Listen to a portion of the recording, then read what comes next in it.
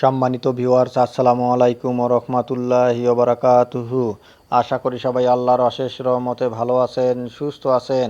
এই চ্যানেলে আর একটি নতুন গুরুত্বপূর্ণ ভিডিওতে আপনাদের সবাইকে স্বাগতম। আজকে আলোচনা করব শিক্ষক আন্দোলন নিয়ে প্রাসঙ্গিক ভাবনা। বিস্তারিত থাকছে ভিডিওতে। এই ভিডিওটি দেখার আগে যারা এই চ্যানেলে একদম নতুন তারা অবশ্যই চ্যানেলটি সাবস্ক্রাইব করে পাশে থাকা বেল আইকনটি প্রেস করে দিন। আর যারা ইতিমধ্যে সাবস্ক্রাইব করেছেন তাদেরকে জানাই অসংখ্য ধন্যবাদ। শিক্ষক আন্দোলন নিয়ে প্রাসঙ্গিক ভাবনা। স্বল্প বেতনে দীর্ঘদিন ধরে শিক্ষকতা করে আসছেন। বিভিন্ন সময়ে তাদের আশ্বাস দেওয়া হয়েছে, কিন্তু দাবি পূরণ করা হয়নি। তার মানে পেটের দায়ে তারা তাদের ন্যায্য দাবি নিয়ে রাস্তায় নেমেছিল। প্রাথমিক বিদ্যালয় থেকে বিশ্ববিদ্যালয় পর্যন্ত সর্বস্তরের শিক্ষককে নিজেদের পেশাগত মর্যাদা ও আর্থিক সুবিধা বাড়ানোর জন্য আন্দোলন সংগ্রাম করতে হয়। প্রাথমিক শিক্ষাকে একমুখী করার আলোচনা থাকলেও প্রকৃতপক্ষে বহুমুখিতার চর্চা অব্যাহত আছে। ফলে এক শিক্ষা ব্যবস্থার সঙ্গে অন্য শিক্ষা ব্যবস্থার বৈষম্য কখনো দূর করা যায়নি। প্রাথমিক শিক্ষার এই বহুমুখী ধারা নতুন প্রজন্মকে মনোজাগতিকভাবে বিভক্ত করেছে। বিভক্তি ও বৈষম্য সৃষ্টি হয়েছে শিক্ষকদের মধ্যেও। ফলে শিক্ষকদের অসন্তোষ দূর হয়নি। বৈষম্য নিরসনের দাবিতে তারা রাজপথে নেমে এসেছে। মাধ্যমিক পর্যায়ের শিক্ষকদের মধ্যেও বৈষম্যের কমতি নেই। সরকার অনুমোদিত কমিটির মাধ্যমে একই পদ্ধতিতে নিয়োগ পাওয়া এমপিওভুক্ত শিক্ষকদের একটি ক্ষুদ্র অংশকে জাতীয়করণ করে বৃহৎ অংশটিকে অযৌক্তিকভাবে বঞ্চিত করা হয়েছে। বঞ্চিত বৃহৎ অংশটি এখন যৌক্তিকভাবে জাতীয়করণের দাবিতে আন্দোলনে নেমেছে। দীর্ঘদিন ধরে আন্দোলন চললেও দাবি কিন্তু পূরণ হয়নি। এমপিওভুক্ত শিক্ষকদের সর্বজনীন বদলির দাবি চলমান রয়েছে। সরকার বদলির যৌক্তিকতা স্বীকার করে নিলেও বদলি বাস্তবায়নের বিষয়টিও সমাধান করতে কালক্ষেপণ করেছে। সরকারি কলেজ শিক্ষকদেরও রয়েছে নানা সমস্যা। শিক্ষা ক্যাডারের শিক্ষকদের পদোন্নতির ক্ষেত্রে বিদ্যমান বৈষম্য নিরসনের দাবিতে বিভিন্ন সময় আন্দোলন হয়েছে। শিক্ষা ক্যাডার বিলুপ্তি নিয়েও গুঞ্জন শোনা যাচ্ছে। এমপিওভুক্ত কলেজ শিক্ষকদের রয়েছে নানা সমস্যা। তাদের ক্ষেত্রে বৈষম্য শুধু আর্থিক নয়, মর্যাদার দিক দিয়েও আছে দারুণ বৈষম্য। এমপিওভুক্ত শিক্ষকরা সরকার অনুমোদিত কমিটির মাধ্যমে নিয়োগপ্রাপ্ত।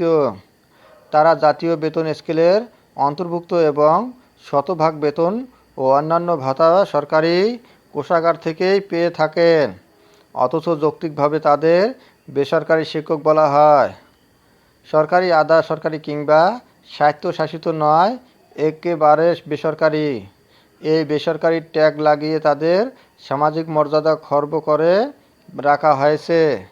শিক্ষা বিভাগীয় সব অফিস যেহেতু সরকারি, তাই এই শিক্ষকরা শিক্ষা অফিসগুলোতে কোনো কাজে গেলে যথাযোগ্য সম্মান পান না। শিক্ষকদের চাকরি বিধিতেও রয়েছে নানা অসঙ্গতি। পুরো চাকরি জীবনে একটি মাত্র পদোন্নতি অযৌক্তিক, বৈষম্যমূলক ও অসম্মানজনক। পদোন্নতির ক্ষেত্রে দক্ষতা, যোগ্যতা ও উচ্চতর শিক্ষা গবেষণাকে মূল্যায়ন করা হয় না।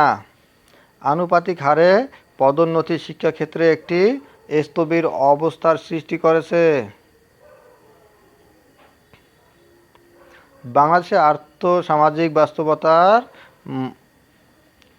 মফস্বল এলাকায় প্রতিষ্ঠিত শিক্ষা প্রতিষ্ঠানগুলোর বেশিরভাগ অসচ্ছল। এই প্রতিষ্ঠানগুলোতে শিক্ষার্থীর সংকট আছে। বেশিরভাগ প্রতিষ্ঠান শিক্ষার্থীদের কাছ থেকে কোনো বেতন আদায় করতে পারে না। ম্যানেজিং কমিটি, গভর্নিং বডি, এমনকি প্রতিষ্ঠান প্রধান যিনি থাকেন তিনিও শিক্ষকদের বেতন বা কোনো ধরনের আর্থিক সুবিধা প্রদানের ক্ষেত্রে যত্নবান নন এমপিও এসব শিক্ষক এমপিওভুক্তির আশায় বছরের পর বছর বিনা বেতনে শিক্ষকতা করে থাকেন। সরকার মাঝে মধ্যে কয়েকটি প্রতিষ্ঠান এমপিওভুক্ত করেন, যা চাহিদার তুলনায় খুবই সামান্য। শিক্ষকতা করা নন এমপিও শিক্ষকরা বিভিন্ন সময় আন্দোলন করছেন। নানা কৌশলে কখনো বল প্রয়োগ করে তাদের যৌক্তিক আন্দোলন দমন করা হয়েছে। শিক্ষাকে অগ্রাধিকার ও শিক্ষাকে পেশাকে মর্যাদাশীল করে তোলার কথা সবসময় বলা হয়, কিন্তু বাস্তবে বাংলাদেশে শিক্ষা খাত কখনো অগ্রাধিকার পায়নি এবং শিক্ষকতা পেশায় মান মর্যাদা দিন দিন কমে যাচ্ছে। গত জুলাই আগস্টে সংগঠিত গণ আন্দোলনের আগে বিশ্ববিদ্যালয়ের শিক্ষকরা প্রত্যয় নামক পেনশন স্কিম বাতিলের দাবিতে টানা 1 মাস কর্মবিরতি পালন করেছিল। সারা দেশের সব সরকারি বিশ্ববিদ্যালয় সে সময় অচল হয়ে পড়েছিল, কিন্তু তৎকালীন সরকার সে আন্দোলনের কোনো গুরুত্বই দেয়নি। শিক্ষকদের কর্মবিরতি চলাকালেই বৈষম্য বিরোধী ছাত্র আন্দোলন দানা বেঁধে উঠলে সরকার প্রত্যয় স্কিম বাতিল করেছিল। প্রাথমিক পর্যায় থেকে বিশ্ববিদ্যালয় পর্যন্ত সব স্তরের শিক্ষকদের আন্দোলনের ইতিহাস ও ফলাফল খুব একটা সুখবর নয়। 5 আগস্টে পরবর্তী সময়ে অন্তর্বর্তী সরকার গঠিত হলে শিক্ষা উপদেষ্টা ম্যানেজিং কমিটি ও গভর্নিং বডি দুর্নীতি ও দৌরাত্ম্য আমলে নিয়ে সব কমিটি বাতিল করেছিল। এতে শিক্ষকরা আশ্বস্ত হয়েছিলেন, কিন্তু পরবর্তী সময়ে সেই কমিটি প্রথা আবার ফিরে এসেছে। কমিটির বিরুদ্ধে শিক্ষা প্রতিষ্ঠানের দুর্নীতি, স্বজনপ্রীতি আর ক্ষমতার অপব্যবহারের অভিযোগ দীর্ঘদিনের। কিছু বিরল ব্যতিক্রম বাদে রাজনৈতিক বিবেচনায় স্থানীয় অনেক রাজনৈতিক কর্মী কিংবা প্রভাবশালী লোকদের কমিটিতে অন্তর্ভুক্ত হতে দেখা যায়। তাদেরকে শিক্ষা প্রতিষ্ঠান পরিচালনার দিকে মনোযোগ না হয়ে নিয়োগ বাণিজ্য ও আর্থিক লাভালাভের দিকে বেশি মনোযোগী হতে দেখা যায়। ধন্যবাদ জানিয়ে বিদায় নেওয়ার আগে আবার অনুরোধ জানাই, যদি ভিডিওটি ভালো লাগে এবং সর্বশেষ শিক্ষামূলক আপডেট ভিডিও পেতে চান তাহলে অবশ্যই চ্যানেলটি সাবস্ক্রাইব করুন। ধন্যবাদ সবাইকে।